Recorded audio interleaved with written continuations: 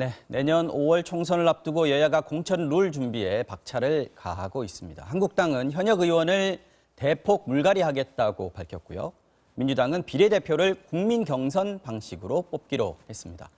황교안 자유한국당 대표가 사흘째 청와대와 국회를 오가며 단식을 이어가고 있습니다. 비판과 우려 목소리가 나오는 가운데 이른바 황제 단식 논란까지 불거졌습니다. 오늘 밤 자정에 한일 군사정보보호협정의 시한이 종료됩니다. 이를 앞두고 정부가 오늘 오후에 이와 관련한 최종 입장과 후속 조치 등을 발표할 것으로 알려졌습니다. 오늘 정치와호장룡은 김근시 경남대 교수, 배종우 세안대 교수 두 분과 함께 이야기 나눠보겠습니다. 안녕하십니까? 안녕하세요. 반갑습니다. 자, 첫 번째 나눠볼 주제는 총선 룰과 공천입니다. 먼저 자유한국당 얘기부터 좀 보겠습니다. 어제 발표를 했습니다. 네. 자유한국당이요. 컷오프 3분의 1. 이게 정치 아주 관심이 있는 분들 아니면 컷오프가 뭔지 또 3분의 1 정도 하는 게 무슨 의미인지 잘 확 와닿지는 않으실 것 같은데 현역 지역구 의원들을 3분의 1 줄이겠다는 거예요. 공천을 아예 안 주겠다. 경선에도 참여시키지 않겠다. 그렇죠. 이거 굉장히 큰 폭이라고 봐야 되는 거죠. 컷오프라는 게 아시지만 예선전에서 본선 진출 자격을 아예 박탈하는 거 아닙니까? 그렇죠. 우리 골프 중계할 그렇습니다. 때 컷오프, 그러니까 2차전에 진출 못하는 걸 그렇죠. 컷오프라고 그러니까 그러죠. 네. 현역 의원 중에서 지금 지역구 국회의원의 3분의 1가량을 컷오프 시키겠다는 이야기는 한국당 내에서 적어도 현역이지만 10명 중에 3명이니까 91명 중에 지금 30명 가까이를 지금 이야기하고 지역구가 있습니다. 91명이니까. 그러니까 상당히 많은 숫자죠. 이 숫자들 30명은 공천 아예 경선에도 못 나간다. 공세에도 못 나가는 거죠. 그냥 자르는 겁니다. 네. 잘라서 아예 공천 줄지 않을 뿐만 아니라 경선에 참여할 수 있는 권리도 주지 않는 거기 때문에 상당한 물갈이 폭이라고 볼 수가 있죠. 그리고 대부분 역대 총선을 보면 네. 여당, 야당 모두 공이 이 컷오프를 포함해서 현역들 물갈이가 많으면 많을수록 이긴다. 되게 그 당에 유리한 결과가 나왔던 경험적 전례가 있습니다. 네. 되게 국민들이 이제 많은 사람들이 물갈이에 대해서 쇄신이 많이 되고 혁신이 많이 되는 모습들을 좋아하거든요. 그렇기 때문에 아마 한국당이 어제 발표한 지역구 3분의 1 컷오프라는 것은 상당히 큰 폭의 대폭 물갈이를 지금 예고하고 있는 것이어서 당 내외에서 상당히 지대한 관심을 모으고 있는 것 같습니다. 박맹우 사무총장 얘기를 들어보면 최종 목표는 50% 선입니다. 절반을 물갈이하겠다라는 얘기인데 이게 지금 컷오프는 3분의 1이거든요. 그러면 절반까지 가려면 어떤 게 더 있다는 겁니까? 그러니까 여기에 플러스 비례대표 비례대표들 일부가 있고요. 그리고 불출마 선언한 이미 분들. 선언하신 분들 또는 앞으로 네. 할 분들. 그렇습니다. 그리고 아예 이제 공천 심사 과정에서 탈락될 분들도 있는 거고. 경선에는 들어갔는데 신인들한테 밀린 사람들은 이제 또 그리고 불가리가 될 거다. 공천 경선에서 탈락한 사람.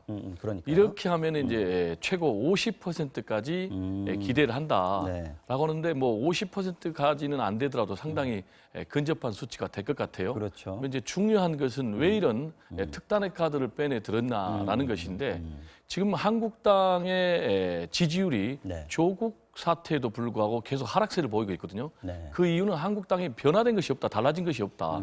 첫째, 인적 쇄신이 없다. 그리고 정책의 변화가 없다. 국민을 대하는 태도가 변화가 없다. 그래서 이런 특단의 조치를 꺼내는데 실제로 역대 정당들을 보면은 물갈이 폭이 큰 정당에서 총선에서 승리를 했거든요. 말씀하신 대로요. 네, 한국당 경우도 지난 19대 총선에서 컷오프 25%를 냈는데 실제로는 41%까지 됐어요. 불가리가 그렇습니다. 네. 그래서 승리를 했고 그렇지만은 지난 20대 때는 이제 옥새 파동이 있었지 않습니까? 거의 안 됐었죠. 네, 그때는. 실제로 현역 교체율이 20% 초반. 그래서 그때 참패로 참패를 끝났는데 중요한 것은 대폭 물갈이 하는 데 있어서 두 가지 과제가 있다는 것입니다. 하나는 영남, 친박, 그리고 다선들의 반발을 어떻게 극복을 할 것인가. 그렇죠. 라는 게 하나가 있고요. 또 하나는 물갈이만 하는 게 중요한 게 아니고 누구로 채우는가가 중요하거든요. 현재 대략 조사를 해보니까 한국당 같은 경우는 판검사, 그리고 관료, 군장성, 이런 사람들이 40% 이상 돼가지고 당이 굉장히 관료화돼 있다. 이런 지적을 받고 있기 때문에 여성, 청년, 그리고 사회적 소수를 대표하는 이런 다양한 대변자들을 어떻게 담아내느냐도 상당히 중요한 숙제가 아닌가. 통계적으로 봤을 때는 물갈이 폭이 크면 정선에서 이긴다는 게 통계적인 거긴 하지만 정작 중요한 거는 어떻게 물갈이를 하느냐라는 게 누구로 물갈이를 하느냐라는 게 국민들에게 주는 그 이미지랄까요? 네. 이런 것들이 크다라는 말씀이고 그게 총선 결과로 이어질 거라는 거고요. 어제 박맹우 사무총장이 이와 관련해서 이야기를 한 내용 짧게 듣고 다시 질문 이어가죠. 2020 시대 정신, 또 국민의 여망, 많은 국민들이 쇄신과 혁신을 바라고 있는 이 점에 거기에 부응하기 위해서 현역 의원 50% 교체율을 말씀을 드렸습니다. 이 50% 교체를 하기 위해서는 이 정도의 컷오프가 필요하다 이렇게 판단을 한 것입니다. 50% 교체를 하기 위해서는 이 정도의 컷오프, 3분의 1 컷오프가 필요하다라는 얘기인데 아까 말씀하신 대로 누구를 컷오프 시킬 것인가 지금 아까 영남 다선 의원들, 뭐 친박 의원들 얘기하셨는데 그 기준에 대해서 얘기를 하거나 대상에 대해서 얘기를 하지는 않았습니다. 이 문제가 이제 앞으로 가장 뜨거운 쟁점이 될 겁니다. 컷오프의 범위와 수준도 중요하고 그다음에 말씀하신 그 컷오프된 그 자리에 어떤 사람으로 물갈이 하는가도 중요하지만 컷오프 시킬 때 당내 분란이 있어서는 안 되거든요. 그렇죠. 그러면 누구나 다 납득할 만한 그리고 동의할 만한 공정하고 객관적인 기준을 마련해야 됩니다. 이걸로 또 분란이 일어나면 그럴 수도 이것도 있죠. 유권자들한테 마이너스 요인이에요. 아까 말씀하신 옥새 파동 같은 것도 그런 거 아니겠습니까? 맞습니다. 그러니까 사람을 단순히 교체한다는 게 아니라 누구나 다 끄덕일 만한 정도의 공천 기준을 가지고 컷오프를 시켜야 되는데 네. 지금 박명우 사무총장 어제 이야기는 앞으로 이제 그 컷오프 기준을 만들어 보겠다고 이야기를 한 것이어서 어떻게 나올지는 두고 봐야 됩니다. 그런 대부분 이야기하는 게 이제 정량 평가와 정성 평가 부분들이 있죠. 대부분 예전에 민주당도 했습니다만 그러면 정량 평가 관련된 건 당무감사라는 게 있기 때문에 현역 의원들의 의정 활동부터 시작해서 그다음에 지역 활동 평가, 당 활동 평가 등등 해서 이걸 점수로 매겨 가지고 이걸 비밀 공개로 비공개로 붙여서 당 대표한테 보내 가지고 잘리는 경우가 예전에 있지 않았습니까? 그래서 지난 20대 보면은 낙제되는 사람들이 그렇죠. 있는 민주당에는 이해찬 대표도 그때 컷오프가 됐었습니다. 그다음에 정청래 전 의원도 컷오프가 됐었고 그래서 굉장히 많은 충격과 이제 쇄신의 어떤 칼바람을 불었는데 그런 기준을 만드는 게 굉장히 중요하다고 생각이 들고요. 그 기준을 만드는 걸 그러면 아까 말씀하신 지금 한국당 안에 당내 개파가 좀 복잡하지 않습니까? 그래서 이 개파 간의 갈등이 더 확대되는 방향이 아닌 개파들도 다 수긍할 만한 공정한 컷오프 기준, 공천 심사 기준 이걸 만드는 것이 아마 더 시급해 보입니다.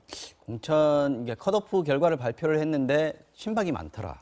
또는 뭐 복당파가 많더라. 이렇게 되면 난리가 나는 거죠. 그렇죠. 그러니까 이게 훨씬 더 복잡한 기싸움이 되는데요. 저는 그래서 제 개인적으로는 지금 한국당의 황교안 대표가 지금 청와대 앞에서 무기한 단식 농성하는 것도 그리고 단식 농성하는 그날 바로 컷오프 30%를 그러니까요. 발표를 했기 때문에 관련이 있을 것 같습니다. 당 대표의 어떤 비장한 리더십을 무기로 해서 내가 자르겠다라는 것을 할 때 이른바 현역 의원들도 저항을 못하는 분위기가 있지 않겠습니까? 아마 그런 당내 리더십 확보라는 측면이 있고요. 컷오프 시켰을 때 군소리 하지 말아라. 그렇습니다. 내가 단식하고 있지 않느냐 이런 걸 또 보여주는 그리고 거죠. 지난 20대 총선을 우리가 지금 경험적으로 견져보면 그때 김종인 비대위원장이 민주당을 비대위를 장악해서 사실은 거의 칼을 휘두르지 않았습니까? 네네. 그러니까 비대위원장은 총선을 앞둔 상황에서 거의 칼을 휘두를 때 아무도 저항하기가 쉽지 않습니다. 그래서 전직 당대표 뭐 중진들 다 자르고 그랬는데 그렇기 때문에 한교안 대표를 비롯해서 한국당 내에서도 총선 직전으로 가면 그 당대표 또는 그 공천권을 휘두를 수 있는 그 누군가가 비장한 각오로 그다음에 거의 비상시국이기 때문에 엄중하게 칼을 휘두르더라도 이 당내 분란이 되지 않도록 그런 아마 리더십 확보가 우선적인 과제일 겁니다. 자, 민주당은 어저께 비례대표 선출을 어떻게 하겠다라고 발표했는데 국민 경선 방식으로 뽑겠다라고 했습니다. 국민 경선이라면 우리 뭐 흔히 오디션 프로그램에서 보는 그런 거 아니겠습니까? 어떻게 한다는 겁니까?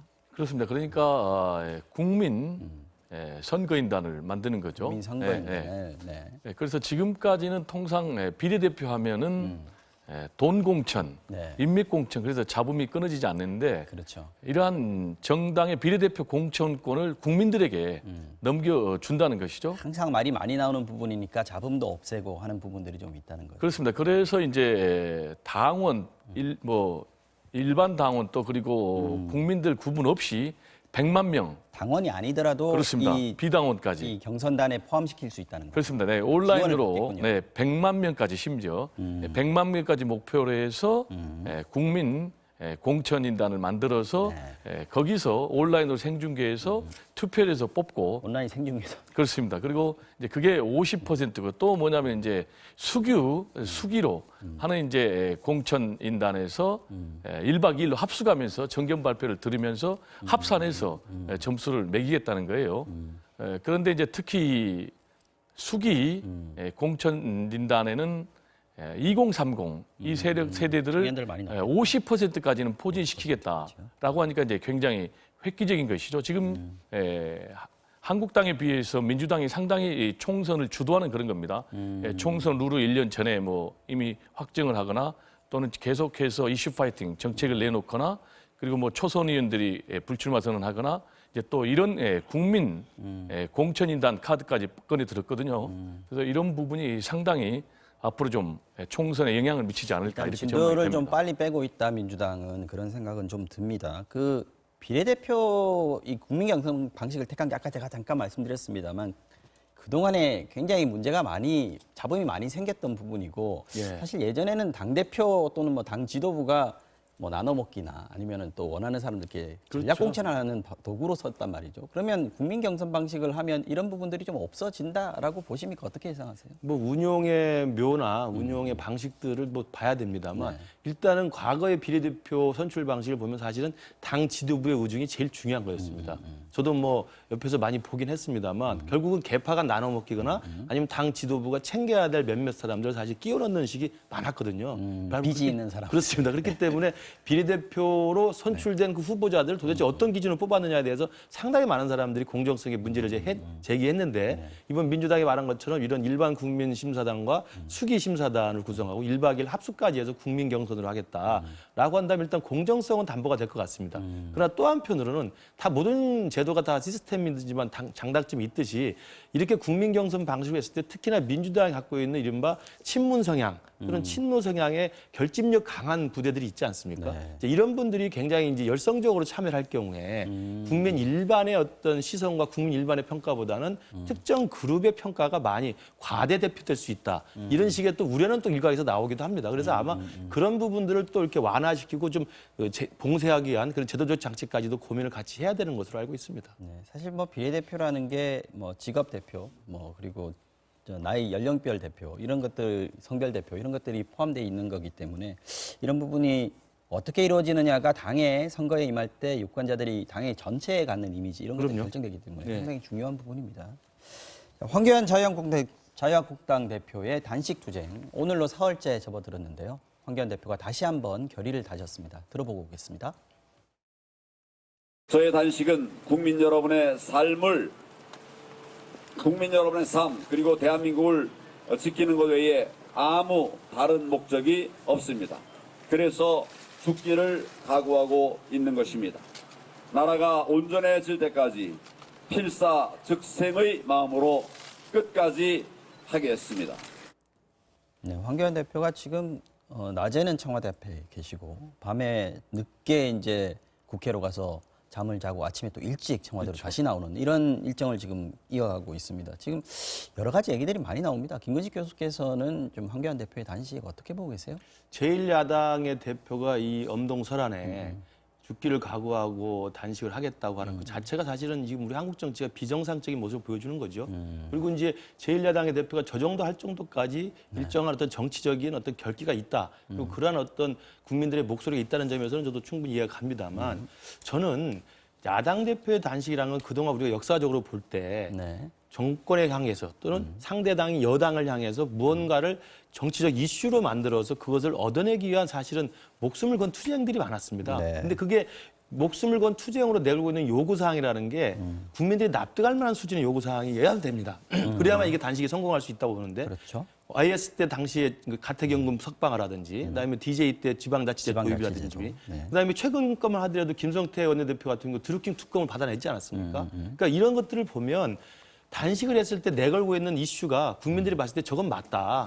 예컨대 그런 입장에서 본다면 야당 대표가 만약에 황교안 대표가 했다면 조국 사퇴, 조국 구속 같은 이야기를 내걸고 했으면 충분히 공감을 받았을 거라고 생각합니다. 그러나 지금 야당 대표가 저렇게 무기한 단식론을 하면서 결기를 보이는 건 충분히 이해가 됩니다만 내걸고 있는 이슈가 사실은 따내기도 굉장히 어렵고 정치권 전체에서도 굉장히 이 부분을 풀기가 어려운 이슈들이거든요. 그 이슈들을 그냥 내걸고 이게 관철될 때까지 단식을 하겠다고 하면 전국 자체가 더 꼬여서 풀기 힘든 상황이 될 수가 있고요. 그다음에 두 번째로는 국민들이 볼 때 지소미아 종료라든가 네. 패스트트랙에 올라갈 선거법이라든가 그다음에 공수처법 같은 거에 대해서는 논란의 대상은 되지만 이걸 완전히 깨지 않고서는 나는 더 이상 한 걸음도 나갈 수 없다. 목숨을 걸고 이걸 막겠다라고 하는 것에 대해서는 국민 대다수가 동의하기는 어렵거든요. 협상을 하고 있는 그렇습니다. 사안인 그렇기 것이고요. 때문에 제가 아까 말씀드린 것처럼 어떤 정치적 국면에서 조국 사퇴, 조국 구속을 내걸고 했다면 많은 국민들이 박수를 쳤을 겁니다. 근데 지금 내걸고 있는 세 가지 이슈는 제가 보기 현실적으로도 그리고 명분적으로도 국민적인 전적 지지를 받기는 좀 어렵지 않았나. 국민들의 절대 다수가 지지를 하고 있는 것인데 만약에 정부나 여당이 이걸 계속해서 받아들이지 않을 때 야당 대표가 그렇죠. 힘을 내는 독려하는 어떤 의미로 할 수는 있겠으나 지금은 그런 상황은 아니다라고 지금 보시는 거고요.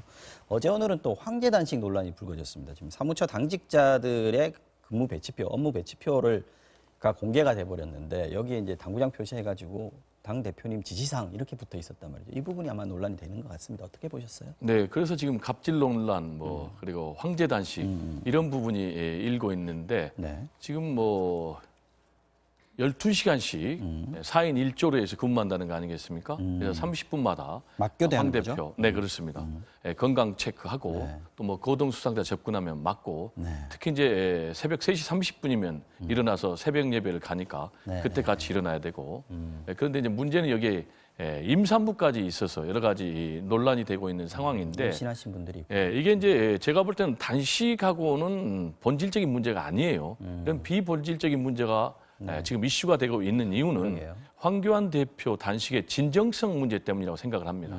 그래서 대체적으로 정가에서는 황교안 대표의 단식 농성이 대예외형이라기보다는 대내용이다.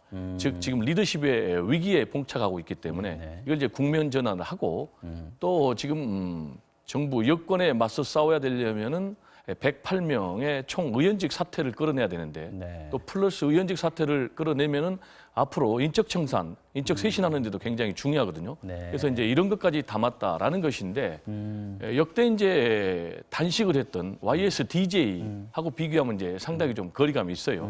YS 같은 경우는 신군부 상대로 또 학생, 종교인 석방해라.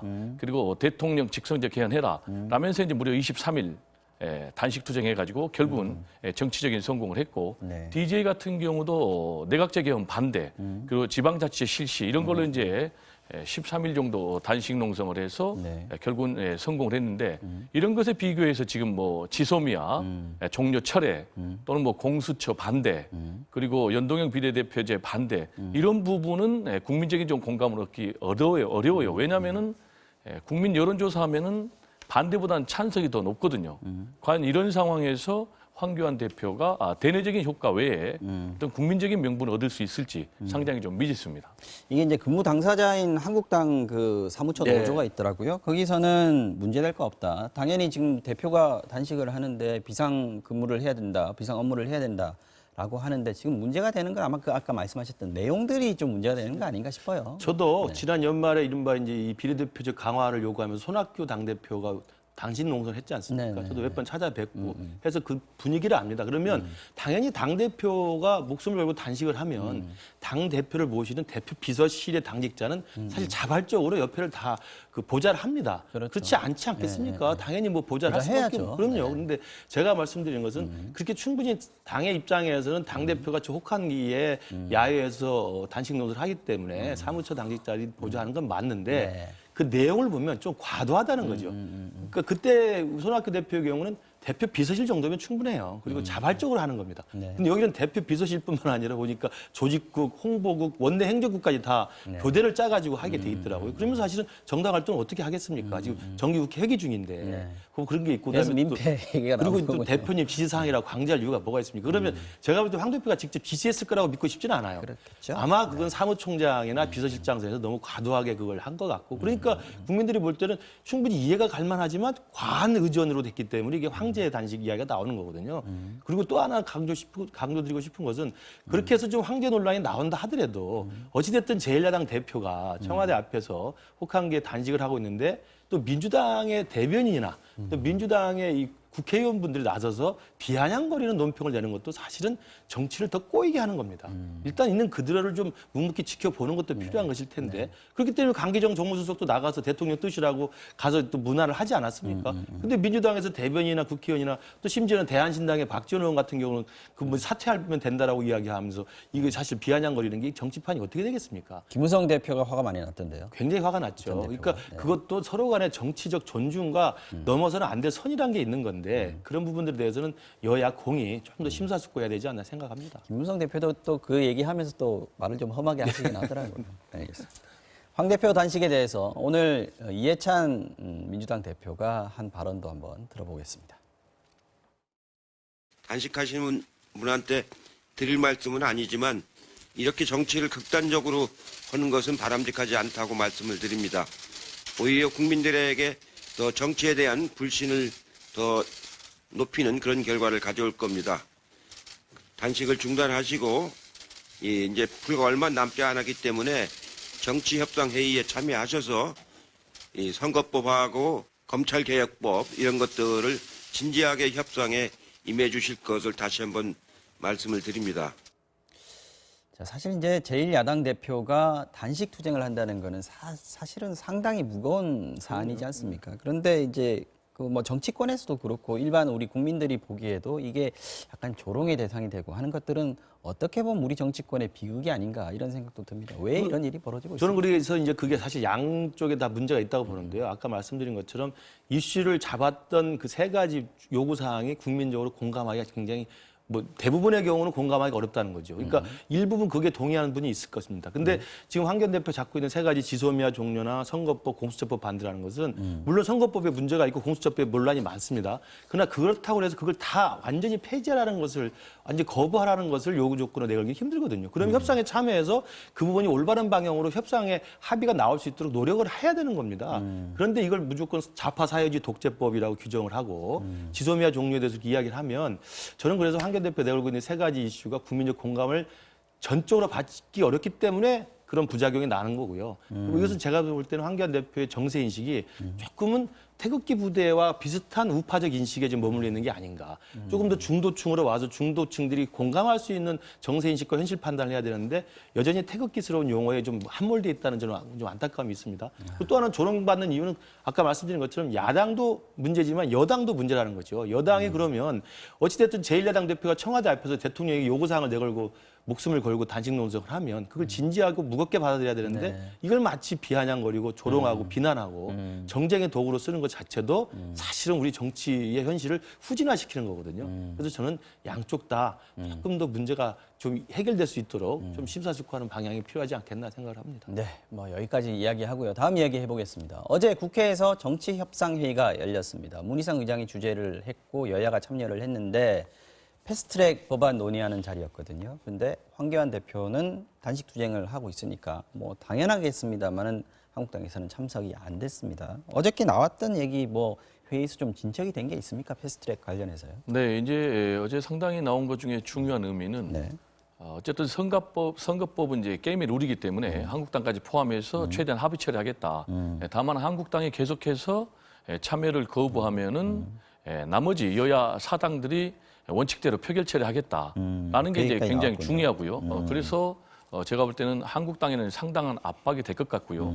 가장 중요한 것은 그렇다면 과연 네. 한국당 빼고 나머지 여야 사당이 힘을 합치면은 이걸 국회 본회의에서 처리할 수 있느냐라는 부분인데 의결 종족수가 이제 148명인데 대략 민주당 그리고 정의당 그리고 평화당 또 바른미래당의 당권파 그리고 대한신당 하면은 충분히 가능해요. 그래서 앞으로 상당히 이제 압박이 될 것 같고요. 한국당에요. 다만 이날 쟁점이 두 가지가 있어요. 하나는 지역구하고 비례대표 비율을 어떻게 할 것인가. 현재는 225대 75. 그렇죠. 그래서 지역구를 무려 28석이나 줄이기 때문에 이렇게 되면은 당장 현역 의원들이 반발하니까 통과될 가능성이 상당히 희박해져요. 그래서 이 부분을 조정을 할 것으로 보이고요. 또 하나는 이제 나머지 야3당에서는 네. 의원 종수를 확대해달라. 그렇죠. 네. 왜냐하면 현재 그 얘기가 300명으로는 충분히 연동형 비례대표제의 성격을 취지를 제대로 반영할 수 없다.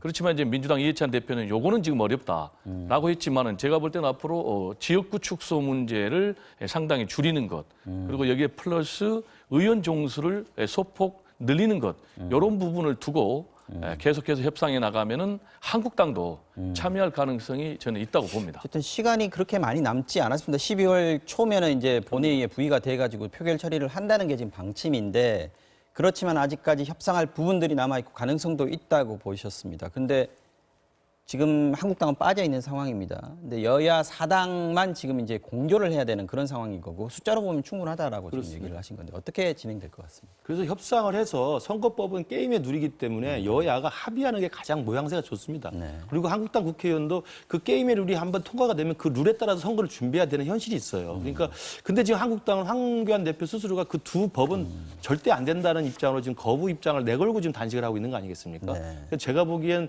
12월 3일 이후에 본회의에 부의가 된다 하더라도 한국당이 입장을 바꿔서 협상에 임할 가능성은 굉장히 낮아 보여요. 그렇다면 선거법이 일방 통과가 될 수가 있는 겁니다. 그리고 또 사실은 검찰 공수처법도 일괄 통과가 될 수가 있어요. 그러면 저는 제가 생각해도 선거법이 야당을 배제하고 친여 성향의 네 당에 모여서 하는 거 제가 문제가 있다고 생각합니다. 그러면 한국당을 끌어들일 좀 포용력을 보여줄 필요가 있고 한국당 역시도 들어가서 자기들이 뛸 수 있는 선거 게임에 누리기 때문에 참여하는 게 저는 현실적으로 낫다고 보고요. 그다음에 공수처법도 마찬가지입니다. 공수처법이 사실은 국민들 입장에서는 검찰이 정치적 중립을 하는 것도 중요하지만 검찰의 힘을 빼서 권력을 분산시키기도 중요하거든요. 그러면 검찰의 정치적 중립과 권력 분산이라는 이 과제를 실현하기 위해서 그러면 어떻게 검찰 개혁을 할 것인가를 법안을 놓고 싸우면 되는 건데 지금 공수처법 저도 개인적으로 그래서 굉장히 반대합니다. 그러나 그렇다고 해서 공수처법이 좌파 사회주의 독재법이다라고 규정하고 무조건 거부한다라고 해버리면 과연 누구한테 실익이 있느냐는 이야기죠. 그래서 저는 지금이라도 한국당은 공수처법에 대한 독소 조항, 그다음에 대통령으로부터 독립을 보장할 수 있는 제도 장치, 또 임명과 동의의 과정 이런 것들을 세세히 들어가서 협상을 해서 국민적 공론화를 일으켜서 이 요구해서 관철시키면 충분히 가능하다고 생각합니다. 그게 의회 정치의 본질이죠. 그렇습니다. 근데 그걸 그냥 좌파 사회주의 독재법. 이것도 제가 볼 때 이제 광화문에 자주 나오는 태극기 부대의 인식이거든요. 그렇게 보면 중도 측이 어떻게 생각을 하겠습니까? 저는 그런 면에서도 한국당이 협상에 응할 자세는 별로 없어 보이는데 지금이라도 응하는 게 좀 낫다. 그렇게 생각합니다. 멀리 떨어져 있는 걸 조금씩이라도 끌어당기는 노력을 해야 된다. 국회에서 하는 말씀이셨고요. 다음 이슈로 좀 넘어가 보겠습니다.